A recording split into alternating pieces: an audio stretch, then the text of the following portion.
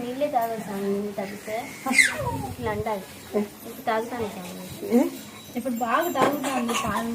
నీళ్ళు అయితే బాటిల్లో వేస్తేనే తీసుకుంటుంది, లేకుంటే తీసుకోదు. వాయి వచ్చేస్తుంది. ఇట్లా అంతా వేసుకొని నీళ్లు అట్లా చేస్తుంది. ఇప్పుడు బాగా మింగుతుంది.